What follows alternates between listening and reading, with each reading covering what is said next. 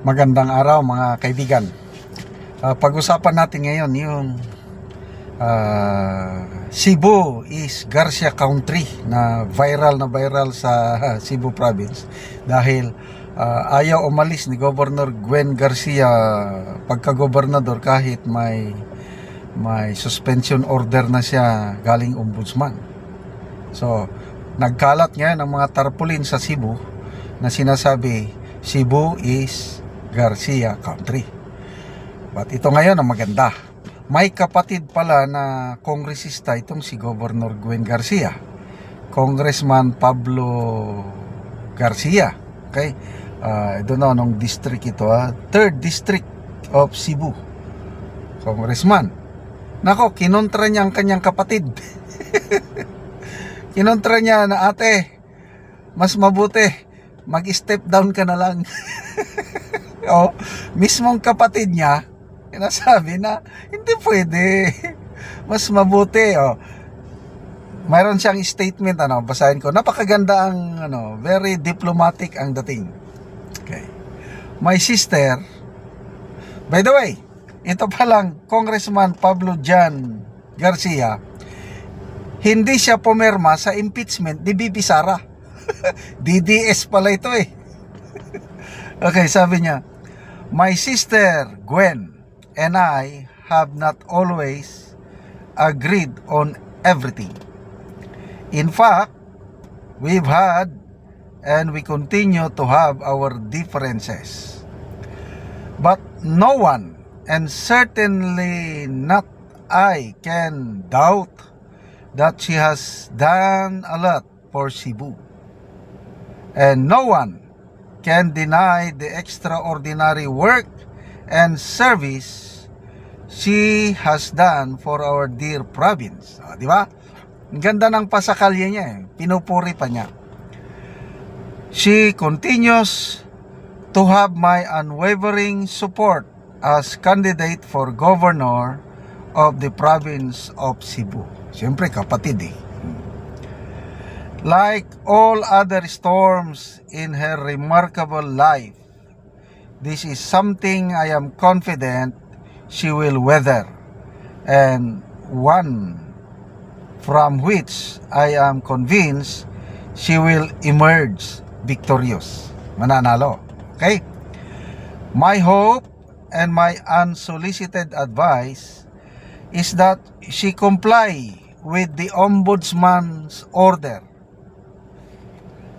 reserving all legal arguments and remedies for future pleadings and actions in the courts.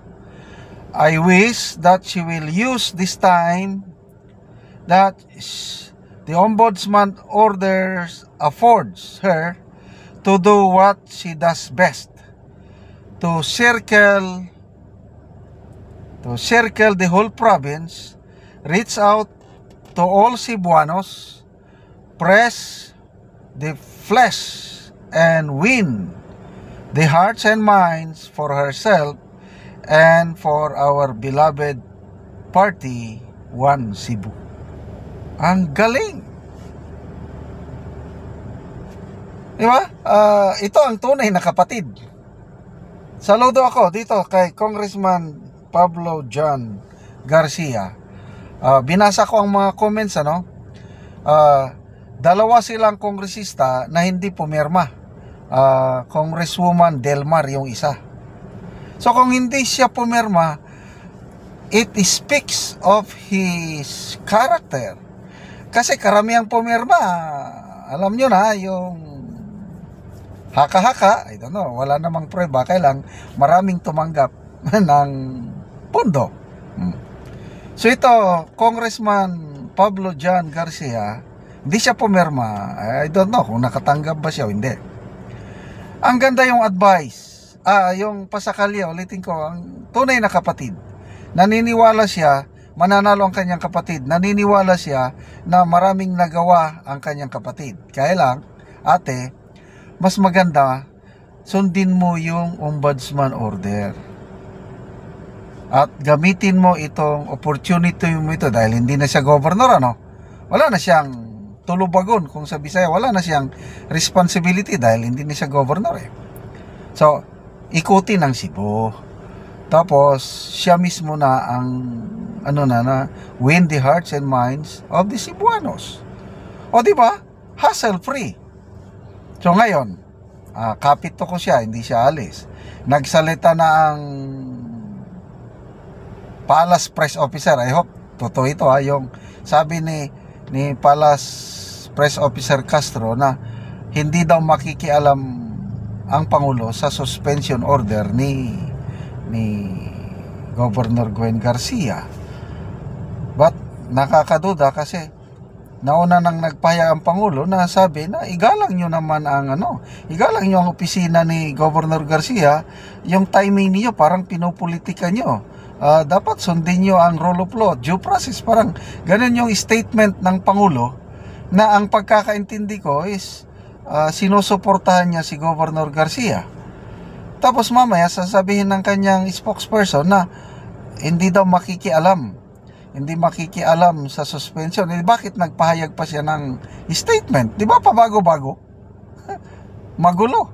So, dali, magbasa muna tayo ng mga comments. To me, this is good news. I don't know kung papakinggan ni Governor Garcia ang payo ng kanyang kapatid.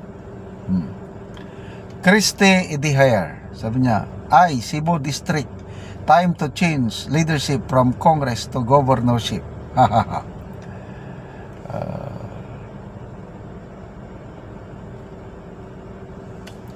Jem, di na matuo og suspension,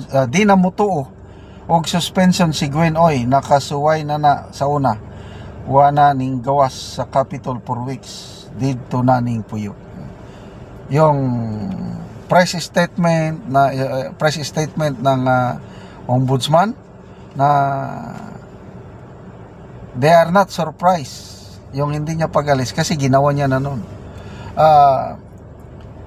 Yung statement ng ombudsman, congresswoman pa siya noon, she was found guilty by then ombudsman Conchita Carpio Mercedes na nagbaligya siya bumili siya ng property na underwater, nasa tubigan. So, dismissed from the service. Yun ang desisyon ng ombudsman, kailang hindi na-serve kasi hindi nag-cooperate ang Congress. Kaya hanggang ngayon, nandyan pa rin siya. Anyway, let us see. Mga Cebuanos, totoo ba na Cebu is a Garcia country? Malalaman natin after election ng May 12 kung mananalo siya ay talagang Garcia country nga. Okay, salamat mga kaibigan sa inyong pagsubaybay sa ating channel. Nakakatulong kayo ng malaki sa Tribong Talandig dahil ang sweldo natin sa channel na ito is itinutulong natin sa tribo. Namimigay tayo ng mga libreng yero at pako para ma-repair ang sira-sirang bahay ng Tribong Talandig. Panoorin nyo ang video na ito. Karon mo na pod ni ang among nakita nga balay nga kuan lang kugon lang ang atop og kini na pod ang among tabangan og yero. So mo na gid ni ang itsura sa balay nga kagubaon na gyud.